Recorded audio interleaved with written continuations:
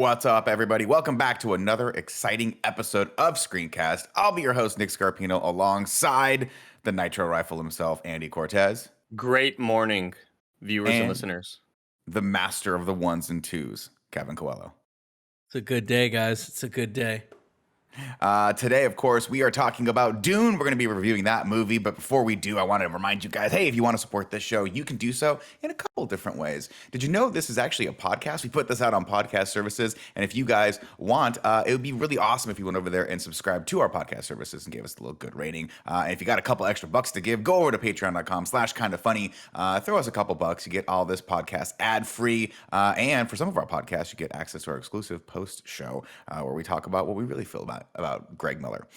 Today we're talking about Dune, directed by Denis Villeneuve, who has also directed a lot of movies like Blade Runner, 2049, Sicario, and Arrival. These are all bangers, and you're starting to see, what I like is, I want to get into the visuals here. Fine. I'm like, all these movies feel like they belong together, and I like that very much. And it also stars Timothée Chalamet and Zendaya and Rebecca Ferguson, alongside a host of other amazing actors that cast this bad boy. So let's kick it off. Andy, you saw this a week ago. What did you think? I did.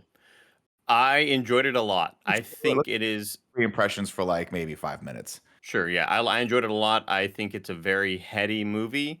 I think it is very unconventional in the way that it's shown to the viewer, and I think a lot of that is because of the possibilities of the trilogy, and it looks like it starts off with Dune Part 1, so obviously that's what they're going for. I say possibilities just in case, because we don't know about the funding, and I think Tim said that there was some funding that was kind of... I believe they're already a go for the next part of Dune. Fantastic. I think for sure we're getting the Benny Jesuit show, and then part 2 is dependent on how well it does on HBO Max, not just necessarily how well it does in theaters.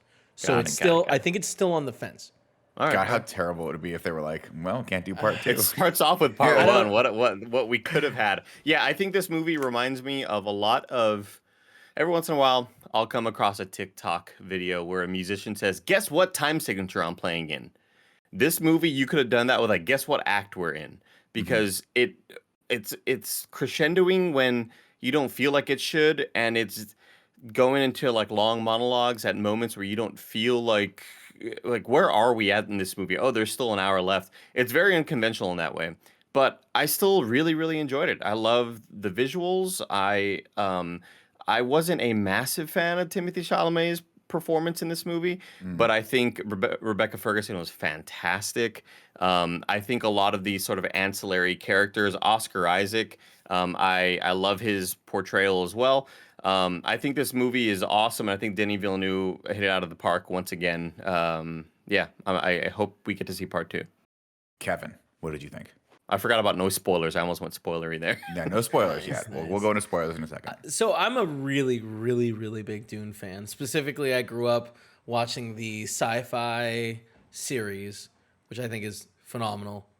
So I'm very much invested in this world. Like, I've watched countless, like, legitimately 40-minute videos that break down, like, Dune lore. I've never read the books because, reading's for nerds. But, like... So I really, really, really am invested, and I love this movie. Like, I enjoyed. Do I think that it's extremely ambitious with how hard it goes and how fast? Now, that being said, it is a slow movie. But when I say it goes fast, is it like, it's just like you're suddenly in the middle of the world and they don't explain a lot of things that are happening. It's just like, it starts and it's like, it's the year 11,000, and you're like, what? Is it?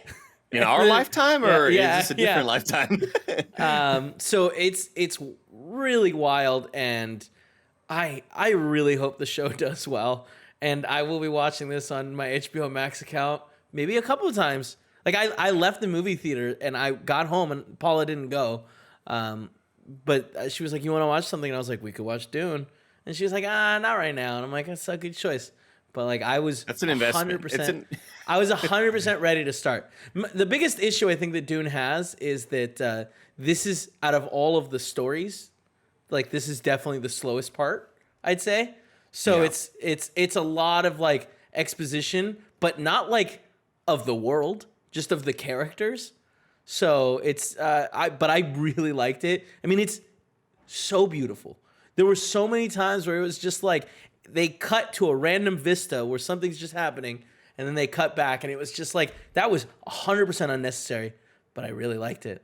Wish I could have seen it in IMAX. I regret it. It was amazing on IMAX, and I don't know if it's on HBO Max or not, if they actually play with the resolution as well. But yeah, on IMAX really? it goes full screen for a lot of the stuff on Arrakis, and then it goes back to like a more traditional frame for when we're sort of like in the intimate moments with the families. When we were watching it yesterday or afterwards, Tim and like you and Tim were talking about it cutting back and forth.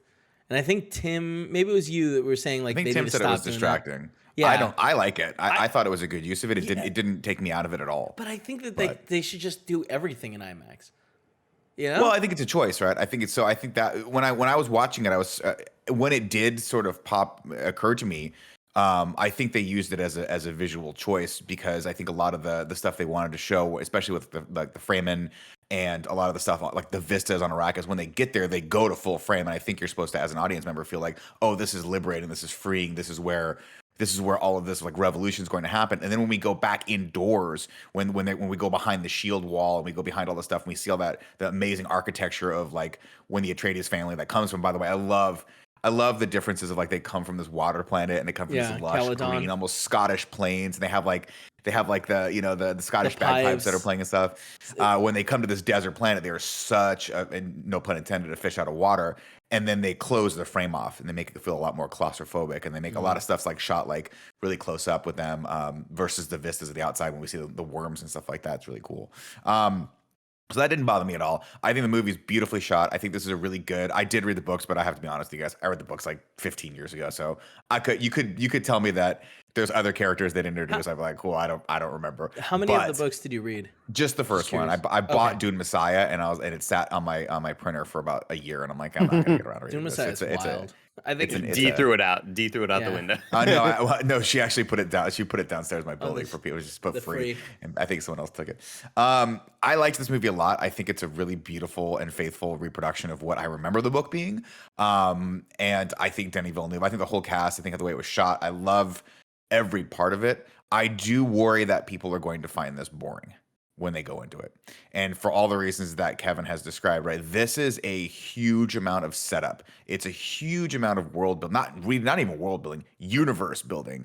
And so I think like, talking to Gia when she came out, I was like, what did you catch from that? And she goes, well, I understand the plot, right? This family, this house comes to Arrakis and there's some political intrigue. I'm like, but did you get all of the political intrigue that was supposed to be happening between like the dynamic between the House Atreides, the House Harkanian, and then and the Emperor? And she was like, no, I don't know what any of that stuff is. I think it's difficult because when you're reading the book, you're sitting there and there's chapters telling you what the Bene Gesserit is. There's chapters talking about the setup of all these houses in this universe and all the politics. And it's very, very similar to Game of Thrones, where like with Game of Thrones, we had episodes and episodes and episodes that we spent with these other houses, right? We had like and so you got to learn these characters and learn what the world was. In this one, they have maybe 15 minutes before they're like, or 20 minutes for like, we got to get the Paul to Arrakis. Annie from Kinda Funny.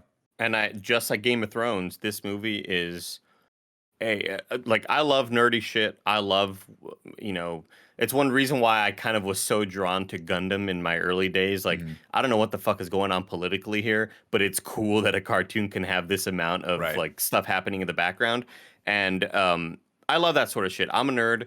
I am happy that I rewatched about, honestly, up until the very, very last remaining minutes of it on HBO Max, because those subtitles saved me quite a bit. Just like they did in Game of Thrones, because they are throwing a lot of names at you. They're throwing a lot of terms and they're stuff not holding your hand, right? There's no character in this movie that goes, "Hey, everyone, this is what this is." They're just talking, and you're like, "Oh, I got it." It's like being thrown into like a level 2 Spanish class, where I'm like, "Oh shit, I should have read the book. I don't know what's happening here." But I like that too, and I think that's a kind of a hallmark of Denis Villeneuve, right? Where he doesn't really, he kind of assumes that the audience is not dumb, right? Or that you're going to like this material and potentially listening. Yeah, like that you're paying attention. Similar to like kind of what a lot of people think like about like a Nolan movie, right? Where we're dealing with complex things and we're dealing with a lot of like a lot of stuff that you're throwing at the audience, but you sort of expect the audience to keep up and pay attention, which every once in a while is nice. I will say though that it becomes less of a are you listening and more of it are you hearing this, because this movie had a mixing problem for me, and it could have been that It did, unfortunately, in my for me as situation well. I had to sit pretty far back in the theater, meaning that I was further away from the center speakers with the dialogue, and there are a lot of Nolan-esque mixing moments where the sound effects and the score are really overwhelming and the dialogue can kind of get drowned out a bit. And when it's dialogue that is dealing with words and phrases that you words. have no familiarity with, Right. it Yeah. makes it even tougher. It is And tough. just to be clear, a lot of those words are not words other than in this book or a derivative, like it came from this book, like that they Right. use. Yeah. Oh, sure, yeah. Yeah, I yeah. still want to know what those are, so I loved watching on HBO Max and seeing them spelled out, and that helps me make that mental connection with that word a lot better. And Yeah. I had a good time rewatching it. Like it's I really like this movie, and I think that's a testament to how the high quality of the film, because a 2 hour and 48 minute slow burn, very unconventionally filmed and kind of plotted out. And I think that like the fact that I could have still sat there and enjoy it with my Mhm. ADHD brain, it's like it's a really good movie. I really enjoyed it. I agree, and We I get hope to that spoiler people talk. get. Well, I'll wrap up my thoughts, and we'll go into spoiler Okay. talk. I agree. I hope people go see this in the movie theaters, and I hope you watch it as well on HBO Max, because it is a beautiful film. It is very much a movie where you have to have patience with spoilers. It's actually probably, I think, even less accessible than Blade Runner 2049, which was a movie I that was agree. very, very, I would say, methodical. I'm not going to say slow, but I would say it's very, very purposefully paced the way it was. This movie's like that. I do feel like some of the action was kind of shoehorned in because they were like, we should have some action here. Because I don't remember cool, in the though. book, I don't remember that much action happening in the first, the first act of the story. But it's definitely worth watching. Would we all agree? Go see it in theaters and then also go watch it on HBO Max 100%. And then Yeah. See it in please do. IMAX Maybe if in the possible. if you can. Yeah. IMAX for sure. It looks beautiful. Okay. That is it. That is it for our spoiler-free talk. Everyone, Kevin, put up spoiler bros, please, on the screen right now. I don't have Thank that. you. Perfect. Thank you. Let's talk about some of the things in this movie. So if you guys don't want to spoil it, obviously turn this off. Make sure you go subscribe. They know. To everything. Y'all know you've been here before with us. Yeah, I'm really worried that people are gonna go, that was boring. Right, that was too much. Like they're gonna get lost because like when you have multiple words in multiple languages that mean the same thing, and none of those languages are real languages, you're like, this is very confusing lot. for It's a lot. people. It's a lot to take in. Yeah. It's a lot to expect out of a modern audience. Mike hit me up while we were watching. I got a text from Mike. It just said, watching Dune on my phone. It's lit. So Yeah, and Mike then fell asleep 5 afterwards- minutes. I guarantee he fell asleep. in No, that so movie. today, well, I mean, I feel like Mike's pretty honest about falling asleep. But today, when we were doing, before we did our morning meeting, I was talking to Mike for a little bit, and he was like, I really like Dune. And I was like, do you know what's going on? He's like, it looks beautiful, and it's cool. It's like, Yeah, all right. I think a thing that might be the saving grace is that cliffhanger. I think for anybody who might have felt out, but then you kind of fall back into the heat of the battle. And Nick looks like he's slacking Mike right now to come into the voice chat. Yeah, he's on a stream. But I think that final fight scene is interesting enough, and it has enough stakes, and you kind of understand what's happening, and you know that this is going to be the moment where the Fremen accept Paul, and we see. I got chills. I mean, I get chills of the moment when it's like sand power. Like when Homegirl puts the thumper down, I'm thinking, is she committing suicide so the worm can eat her? What's going on here? And then you see the claws come and then out. you see like her little like daggers or whatever. Hooks. And then later on we see the hooks of the people riding, and it's like, that's what the thumpers are for. They're calling them to ride them. That's sand power. And then like, this is just That's the the desert beginning. power, The yeah. music, desert power. Yeah. The fucking music crescendos. It's like, God damn, I want to watch part two. This is hype. I'm a little disappointed with that. I was a little disappointed with that moment because there's a couple different moments in Dune that are like, holy shit. When you get to them in the book, you're like, wait, they fucking ride these things? And it's like, they make a really big deal out of it being kind of a rite of passage for like only, I think if I'm not mistaken, only certain people can do it. And you have to be able to like kind of have a kindred community, like vibe with the, a lot of people get killed. The worms. Yeah. Yeah. And then there's also, of course, the bigger reveal that we won't spoil with some of the other stuff. But that moment, I was like, oh man, I really wish we were in that moment longer, because it did feel like a little bit of a cliffhanger, but it felt kind of rushed.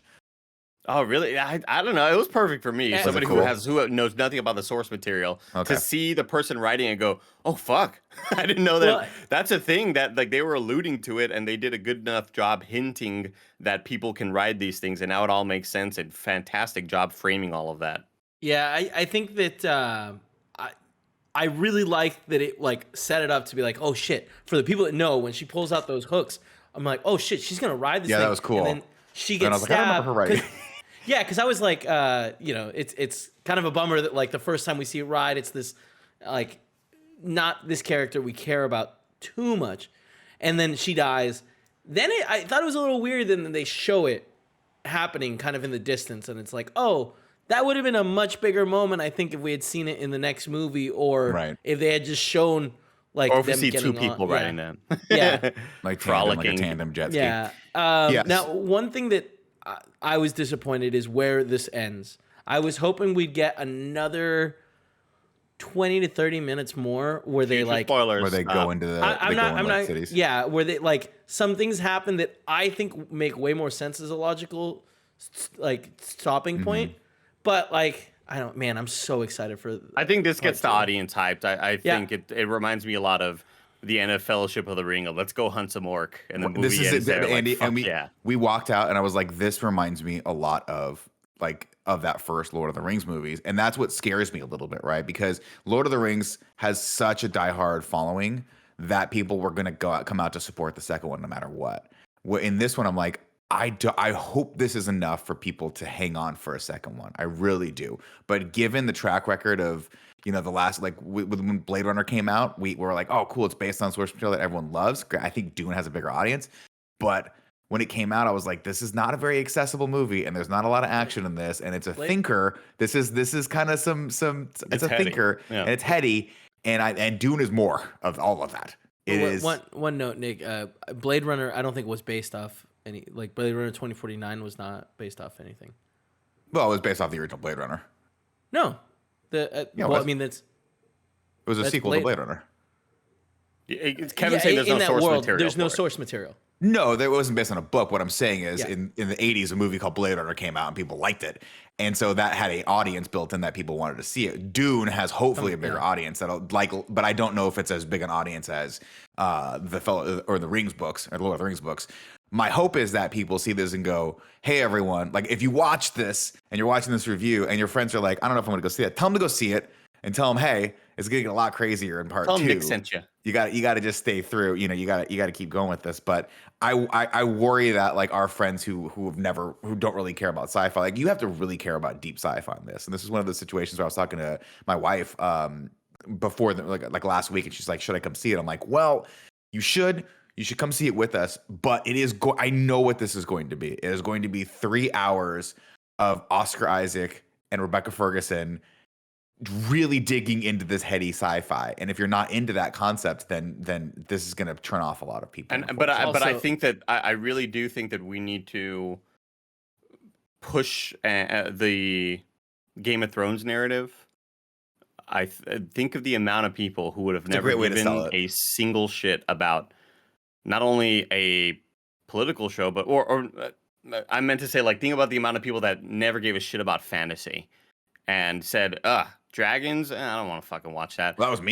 But it becomes a very sort of, you get It's wrapped about into people's- this story with all Yeah. the sort of feuds happening between all the houses and stuff. And I think that whenever I see the trailers pop up and it's like the review from so and so, and it's this is the next Game of Thrones, I'm like, that sounds like kind of cheesy, but it's like, Right. no, I think they nailed it. Like, especially just calling it like the House Harkonnen, House Atreides, all that Well- shit just makes sense. And it's a story about imperialism. I think it's just like really cool.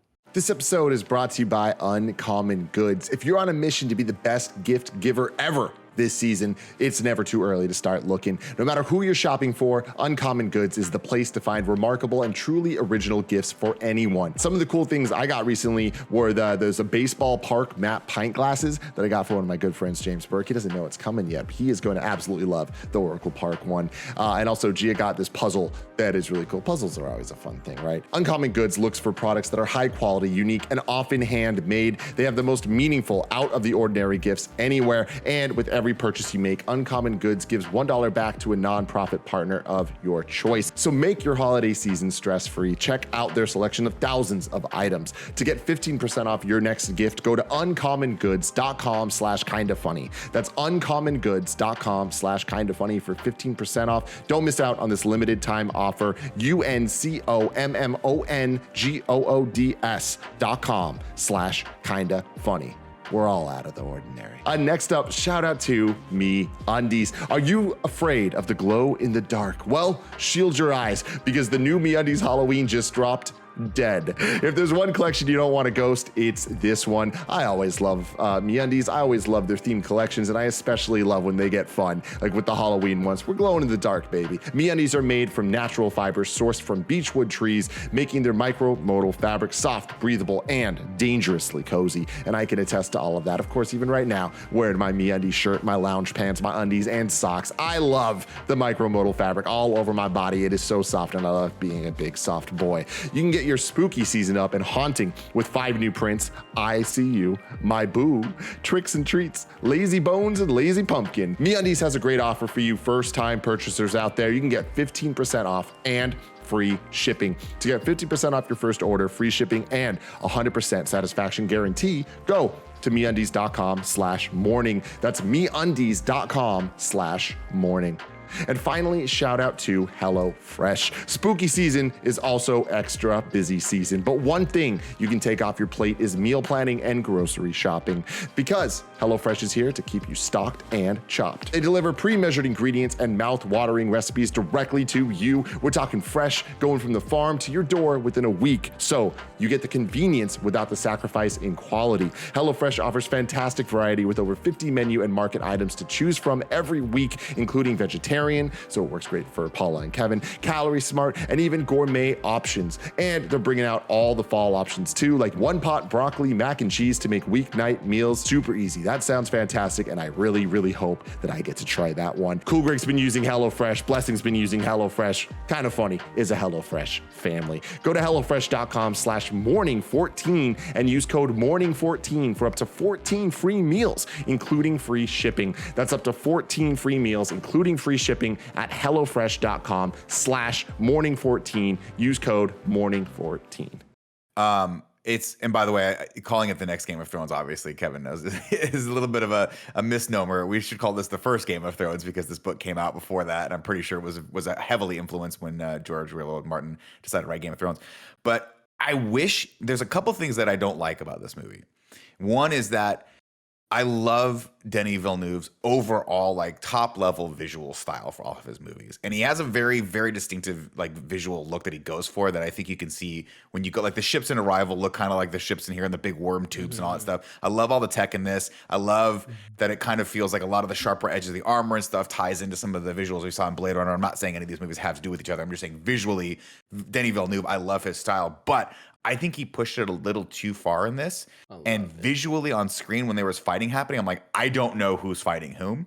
And I think it would have helped a little bit to be a little bit more accessible if the houses visually had like, and Colors, this is going to sound themes. stupid, a color, a different look and a different vibe and a different color to them. Because when we keep cutting back and forth to like, they introduce that other, like the Unsullied, basically, Yeah. which is I forget what they were called. Sadakar but or spoilers. something like that. Yeah, they're the Unsullied. Yeah, they're they just introduce those guys, and I'm like, PMCs. They're the PMCs. Yeah. yeah, and they have a white outfit, and then everyone else is fighting in white outfits, and then Yeah. Duncan Idaho runs in a white outfit. I'm like, I understand who's who because I'm paying attention, But I do think that it would have been nice. One of the things that was great about Game of Thrones is like we saw the flags, we saw the wolf, we saw the color schemes. We knew when we were in King's Landing visually that we're like, oh, it's summertime down there, it's winter up there, and Red as in the other Gryffindor. place. Exactly. And I hate to say, but I feel like a touch of color in here would have gone a long way for that, for just having a little bit more like distinguishment between the houses, especially when like it gets a little confusing toward the end when the Baron's sitting in the big dining room of the Atreides house on Arrakis. And I'm like, oh, where are they? And then we see the bowl up there. I'm like, oh shit, they're in that room because everything's so sparse. There's like no set dressing in anything. So when you cut back and forth between all the planets, it's a lot of it looks very visually similar. Like I agree. Yeah. So, but I do love everything they did with the Harkonnens. Oh, Yeah. I wish all that we had stuff gotten is- a little bit more. Like watching Batista like beat someone to death, like they did when the sci-fi show, where like just to show how like strong and this is just what they do for fun is murder each other, would have been cool. But well, man, remember, yeah. if you guys ever remember the original movie that Fincher did, there was a moment in it where like he had installed, I don't know if this, I don't think it was in the source material, but there was a thing that he had installed in all of his slaves where it was like a heart plug that if you just pulled it, you'd bleed out.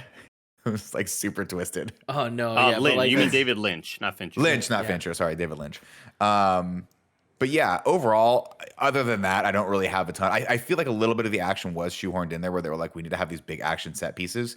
And I think that's just because they needed something cool to show in the trailers, because otherwise it would have been a lot of talking in this. I don't hate that, but I remember in the books, I'm like, the action in the books were not the things that I remember. The things that I remember a lot in the books is the setup for the Freeman, the setup for him being the Mahdi or whatever the chosen one's going to be, and the notion that there's this clan of the Bene Gesserit who have been through centuries breeding lines of people to find this one person that has this extraordinary ability that we don't even know what it's supposed to be yet. That is such a cool, heady concept. But when she says like our plans take centuries, I'm like, it's such a cool thing to say. yeah. It's so great, and I got so many vibes from Arrival and all the time jumps and the visual sort of I'm seeing into the future moments that you don't know, or is that in the past? You think it's something in the past, and I love every moment when it is hinted that Paul has seen this. When he shows up in his suit and she's like, why is who told you to do the cufflinks like that at the bottom? And he said, I just felt like the right way to do it. She's like, nobody. And then she says like, he'll know our he ways. will present like he was himself born here. like every moment like that, I think is so well done. And it just gets me hyped for whenever in movies there is the one, similar to like in Mass Effect when you are the Spectre. Like all those moments in the are Matrix. so badass, dude. I kind of felt like it was a lot more forced than I ever heard it before, though. Like in anything that I've seen before, the mom isn't like was trying to create you. It's usually the mom was like she's not married to the guy, but like the Duke wanted a boy, and she gave she's like, she loved him. I wasn't supposed to, but I obliged him because that's what he wanted. In this one, there's clearly moments where she's like, I wanted to try to create you. Right, and that is a weird take, and I kind of feel like they're really doubling down on this, like the one thing, because like there are many moments where people tell Paul, like, "Oh, you're the one," or he even says it, where it's like, I don't like, what is this thing of the one? I saw you're pregnant, like you're pregnant. You know, all those moments like that, I think are that was really cool. I just kind of like, it's interesting that like I feel like they're being a little bit more forceful with the Muad'Dib line stuff. Well, I think that's also something for the audience to grasp onto, and kind of that's familiar for the audience. I think a lot of the other political stuff makes a lot more sense if you were doing a series of Dune. And that's something that you could absorb week to week and get more familiar. I think the concept of the one is something that is kind of like a mass appeal sort of thing that a lot of people can understand, not just people that are super into deep sci-fi shit like that. I want to give the floor to one Snowbike Mike, who is joining us audio only right now. Mike, we need to know. You watched Dune, of course, on your preferred screen, which is your iPhone. Did you fall asleep during Dune?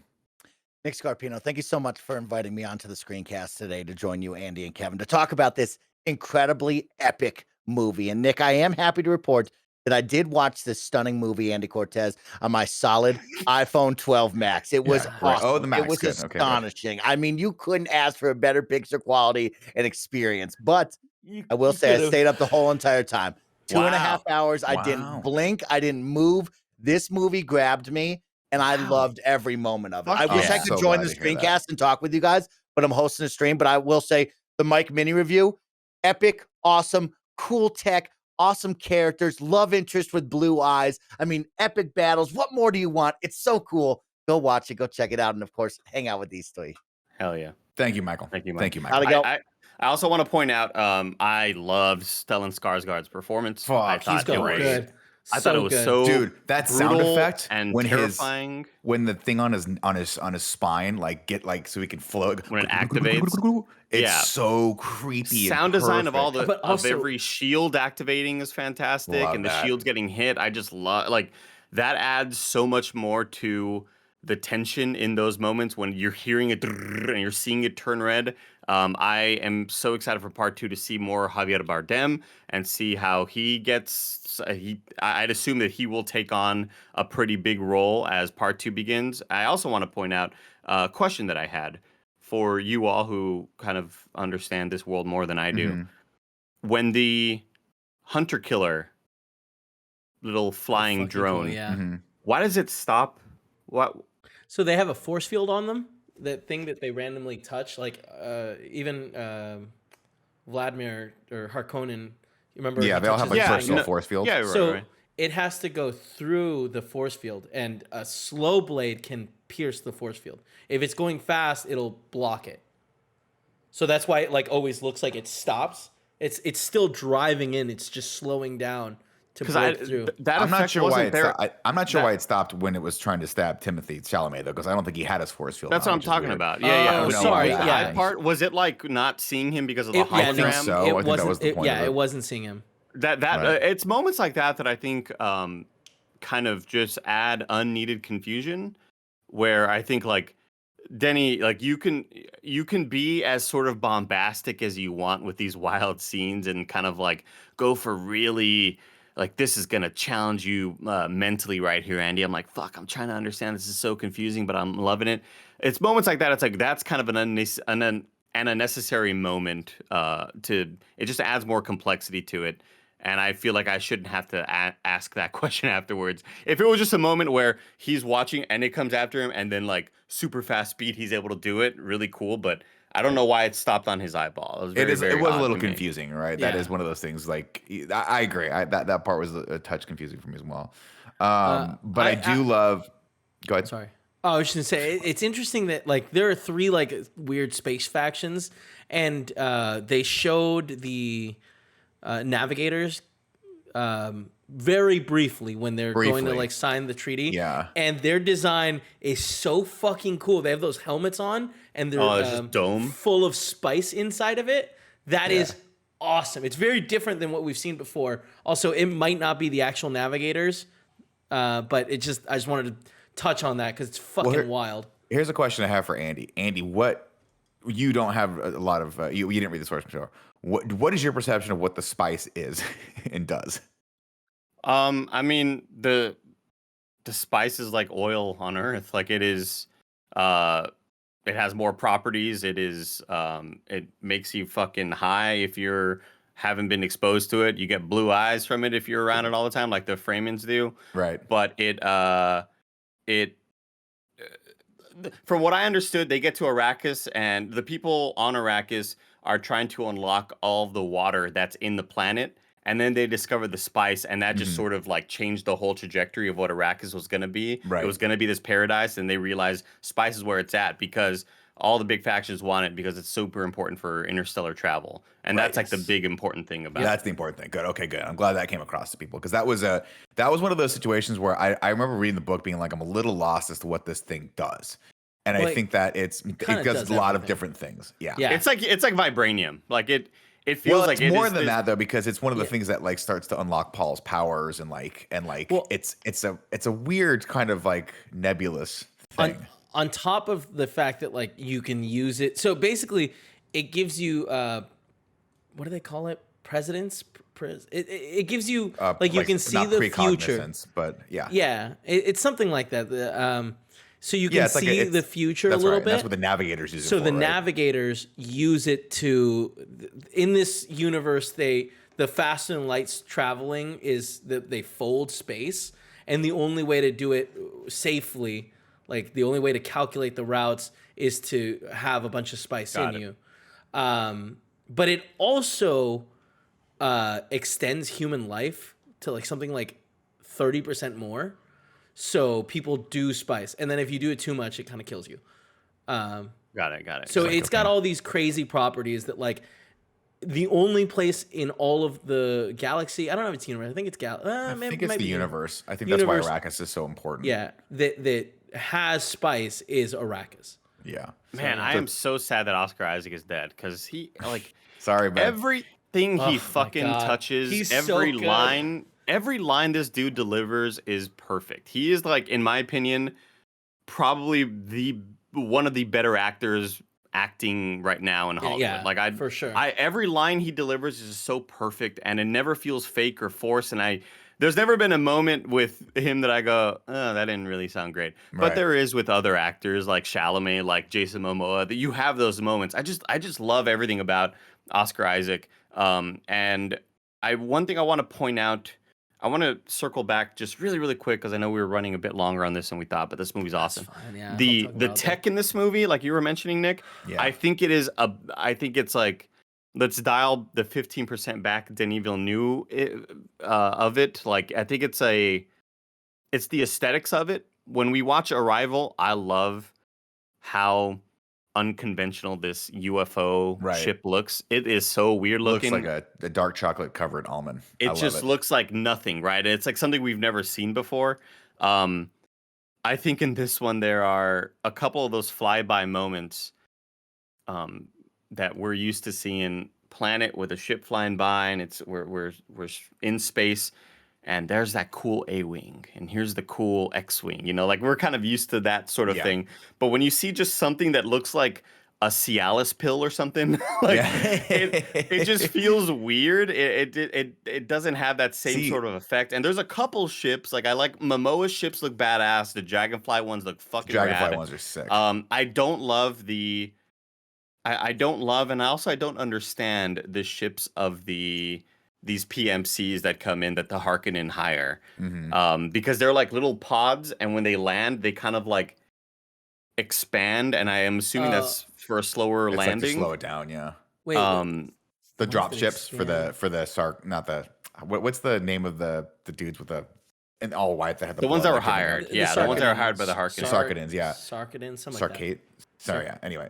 Yeah, those ships too. They just they look weird, and like I want the vibes of like I want the sort of visual identity of, damn, that's a TIE fighter, and that you know, like that's the sort of shit that I was looking for. We don't need to go all the way. Like I'm not asking for anything to be super angular and kind of conventional sci-fi. I love how weird Denny is with his visual language, but there's like just tone it back a tiny bit. Let's get a little bit more toy friendly. Right. But I will say, like, I'm conflicted on this, right? Because I totally agree with you. And again, I think if that would have gone, I think defining the tech in a lot of these, in a lot of the different houses would have gone a little bit farther for me to like distinguish them visually. Granted, it would have all gone out the window when they went to Arrakis, because that was kind of a meld of all these houses that had taken over the years. Yeah. But I do think that like it's interesting because when you say the tech in this movie, there is no tech in this movie. Did you see a computer ever? Like the only piece of tech that we ever see is he has that little tiny projector that he uses. Everything else, this thing is there's no control except for that little tiny thing they have back here. Yeah. And I love that. And I also love that they have like different marks for different people, like what they do in the world. So the guy that's like the consigliere has that little line. He has that little thing on the line on his lip, and then the guy that's the doctor has the diamond. I'm like, that stuff is super cool. That's why it felt weird to me, Nick, when you mentioned there's no tech. No wonder why it felt so out of place when he gets in the Dragonfly ship, Timothée Chalamet, and then proceeds to control the ship the way Luke would control an X-wing and go Yeah, click, it's- click, click, click, yeah, and yeah, hits yeah, all the it's kinda switches. weird. Yeah. And it felt like, damn, we haven't seen any of that in this whole world. It's very weird. It's interesting they didn't explain that further because, like, I don't think that's anything spoilerly. I'm shocked that it didn't start with like a speech that talks about all that stuff. Yeah. You know? Yeah. I mean, again, I think that's there. You have to skate that line between like over exposition and just letting the audience be in the world and figure this shit out for themselves. Yeah, but like, it's fun. It is funny though because like that cockpit feels super low tech because he had like radar and shit on it that looked like it was like blurred out. I'm like, this is kind of weird. I'm But so it all did excited to work for watch me. this movie with my dad when I go back home for Christmas. I wanna just watch like it, yeah, I'm gonna watch it again this week. Big old screen sound. Yeah, I'm so stoked. Final thoughts, gentlemen. Any closing thoughts on this before we wrap this Dune review up? Go watch it, please. I want to continue to see Denis' vision throughout the rest of this sort of trilogy. I think it's special. It's amazing to watch, and it is one of those spectacles that I think deserves a theater viewing. Double mask up, get vaxxed. wait, Be real cool. quick. Have they said it's going to be a trilogy? That I don't know. I thought it was. I don't know if it's I gonna be think- part 1 and part 2. I think it's it might part only be 1 and part 2 2. for Dune. Yeah. Oh, really? Yeah. Dune movies. I really hope they would get the 3 books out because the books after that, I they're doubt too they'll much. ever get beyond the first book. I don't Dude, think they'll Dune ever do it. Messiah is fucking wild though. So as Like, of I 23 really- hours ago, the report in versus Dune Part 2 release date trailer. So there is a Part 2 coming. Dune Part 2. Oh, I don't know why I was under the assumption it was a trilogy the whole time. I think I said still, I wanna trilogy see more. earlier today, but I think it's No, going to be yeah, Part 1 and I- Part 2. And Warner Brothers, I think, is committed to Part 2 as of right now. So that is huge. I feel like if we get any like if Denny gets his way, I would imagine we'd get 6 movies total and then like a really weird TV show. Shout out to Well- David Dasmalkian. David Dasmalkian. The guy. Just shout out to him, the skinny bald dude who the Harkonnen from Oh, the guy Gets that's from poisoned. Ant-Man? from Ant-Man and from Suicide He was Squad, fucking Polka Dot great. Man. Suicide Squad. He's the so best. good. Like Yeah, everything when he he does died, is I amazing. was legitimately Me too. upset. No. Yeah, because in like that tooth thing too is so much cool. of this world is so rad. I mean, even the visual of Oscar Isaac, just like they have him naked on the chair, yeah, it's paralyzed. so fucked up. All of this is so good. Ladies and gentlemen, that's been your Dune in review. Let us know what you thought about Dune in the comments below. Please keep it spoiler free for everyone, at least for the first few weeks, because we don't want. It's actually, we don't want spoilers in this. And here's hoping. Spoilers. I don't know that you can. Well, Yeah, not with For as sure. far as we've gotten. You could spoil deaths. I mean, yeah. Sure. I don't know. I mean, the Just be cool. Duke Leto death was kind of a big deal when I was like, oh fuck, they fucking killed him. Anyway, let us know what you think in the comments below. Of course, if you're listening to this on podcast services, congratulations. Please make sure you subscribe to those podcast feeds and make sure you give us a nice little rating over there if you can. A little 5 stars goes a long way. Until next time, ladies and gentlemen, it's been our pleasure to serve you.